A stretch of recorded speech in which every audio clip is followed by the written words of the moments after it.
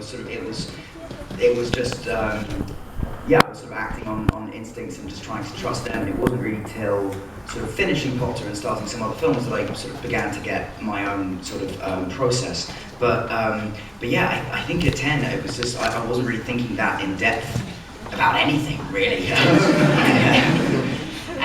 As the films progress, obviously your acting progresses. Yes. I mean, how did you think about that sort of maybe a little bit older, like, oh, I want to get better at this, or how do I work on this?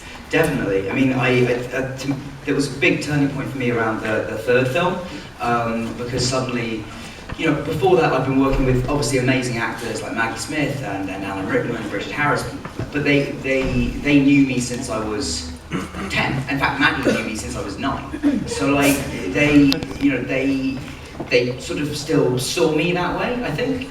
And then something interesting happened on the third film, as well as Alfonso Cuarón directing. It was also, suddenly Gary Oldman and Timothy Spall and David Thewlis came onto set, and I was 14. And so they saw me as a 14-year-old, young man, and they treated me sort of as such as well. I think that being treated as a peer by some of those actors was incredibly inspirational, and also being able to watch them all and watch their, they have very, very different processes, all of them.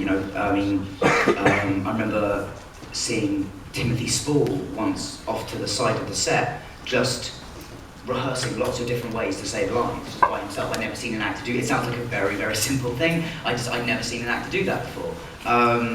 Watching him, watching Gary's kind of intensity and David Thewlis's complete relaxation. Like it was, you sort of get to cherry pick the bits you like from all of these amazing actors and sort of come up with your own process.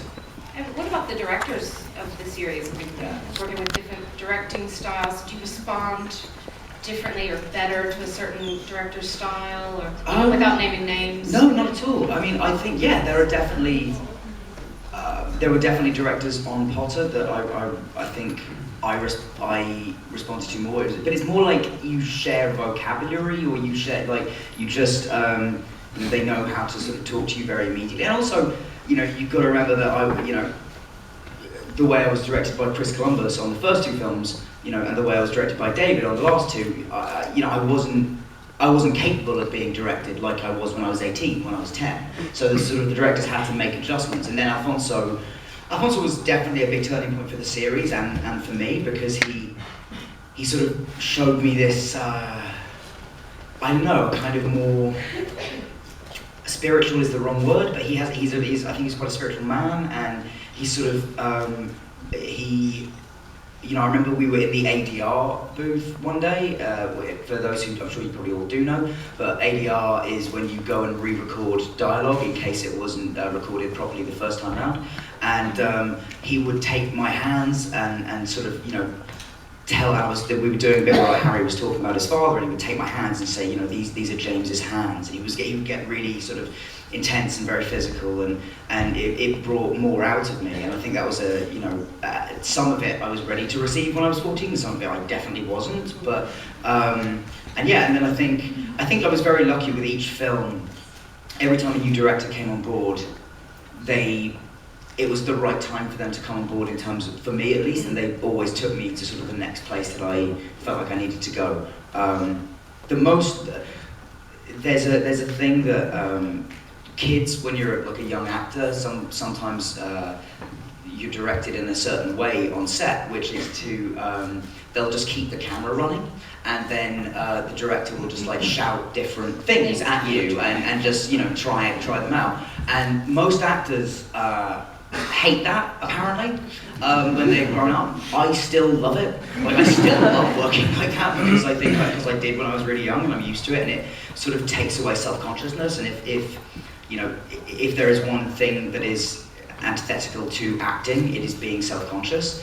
And so I think John Krokidas, who directed me in Kill Your Darlings, was sort of that was huge for me, because he gave me, like, he was the first person to teach me how to break down a script and like just basic questions like, what does your character want out of this scene? What is your character trying to do when he says that line? What effect is he trying to have on the other person that he says that to? That all sounds very like basic acting 101, but no one had ever said that to me. So like that was a huge sort of turning point of realizing like, oh, I don't just have to like trust my instincts and hope that they're good. I can actually, I have like a toolkit that I can fall back on and use. And you just talked a little bit about it, but you mentioned the word process before. So, I mean, can you talk us through, I know every role will be slightly different, but what's your process? How has that sort of evolved, and what's it mostly like? Yeah, I mean, I say there are sort of three bits to my process. One is, and again, this absolutely stems from lack of training, but music. Music, I make a playlist for every character that I play, and if I could, I would have music playing on set like the whole time. I find it incredibly useful because it brings you, music, in the same way that a smell, like the smell of, somebody's perfume or something can like cast you back 10 years to a different time and place, so can music, and that's really helpful.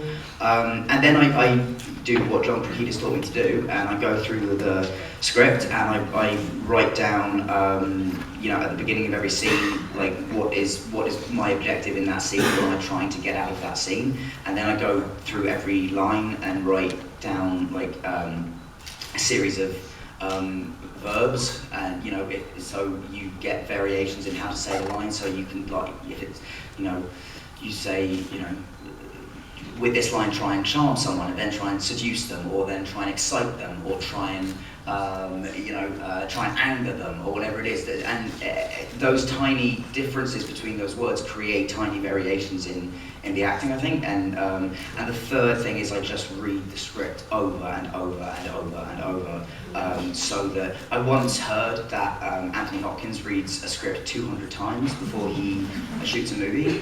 He's pretty good. He's very good.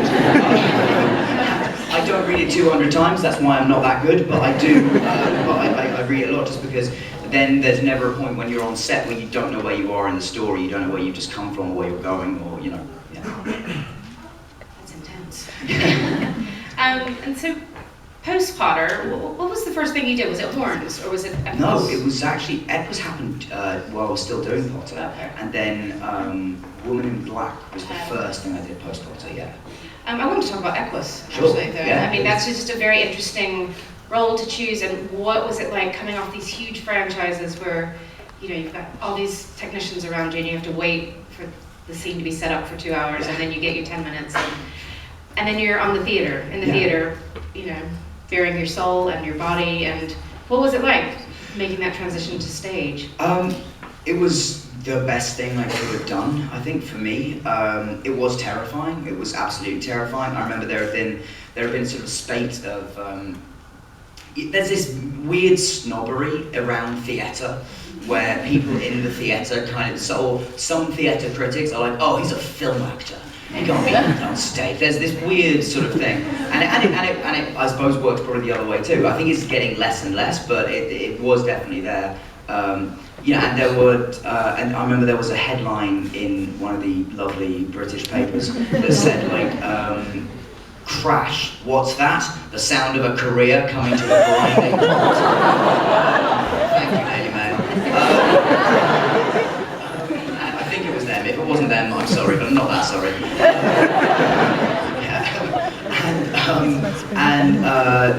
So that was, but I remember seeing that, and then I remember looking around the room in rehearsals at Richard Griffiths and Thea Sharrock, our amazing director, and David Hersey and John Napier, who amazing lighting and scenic designers, and going, well, if I'm screwing up, I'm screwing up with some pretty amazing people who are screwing up as well, and that gave me a lot of confidence. And then I started, so the thing I was saying before, there've been a lot of film actors doing stage work in London, and the thing that was said about a lot of them was they can't project, they can't do it physically, and so that was something that I didn't want to happen. And so I started working with a woman called Barbara Hausman, who is a fantastic voice and acting coach. She's written a couple of books, if anyone's interested, they're very good. I worked with her for 18 months, I think, before I went into rehearsal. And it was, you know, I wasn't perfect in terms of projection by the time I got on stage, but I was a lot better than I would have been. And doing theatre was, you know, invaluable for me in terms of confidence, really, because there is no editor, there is no, you know, there is a director, but they're not there during the run. There's no editor. There's no, you know, there's nothing to hide behind, nobody else to save you. So if you're good on stage, it means you were good, and that was huge for me, because I was in a place of going like, I really want to be an actor and I love acting, but I don't know if I'm good at it. I've only done this one thing, so I didn't have a huge amount of confidence, and that doing that play and doing it in London and New York was, yeah, just gave me, you know, the confidence to be able to. And I feel like every time I do stage work, I've become a better actor for it. Because you've done How to Succeed in Business and Cripple of Irishman. And Privacy as well. I just did an off-Broadway run of that as well. So yeah, I've done, and that was what was interesting, was when I did Equus, and I did a musical in America called How to Succeed in Business Without Really Trying, and that ran for, it's Cashy, yeah. That ran for pretty much a year. I was in it for pretty much a year, and then it carried on. And then, but I remember when I did Equus and when I did that show, I was walking into the rehearsal room just being like, everyone here thinks I shouldn't be here. Like, I just remember walking in thinking like, everyone is thinking, what is this, like, kid actor, like, you know, Hollywood film person, whatever, coming in to do this. And something about having done those shows, and then when I went into rehearsal for Cripple of Irishman, for Privacy, I really had a sense of, okay, yeah, I've moved on, because I walked into those rooms thinking, oh no, I belong here. You know, I've done multiple stage productions now, I know I can do it, and so yeah, it was a huge boost of confidence. And also, I would say that if you want to be good at comedy, doing comedy live on stage is the best training you can, in terms of getting like timing and learning about that and having multiple opportunities to refine it and see what works and see what doesn't. Like doing any kind of comedy live is incredibly valuable. So do you think you'll keep doing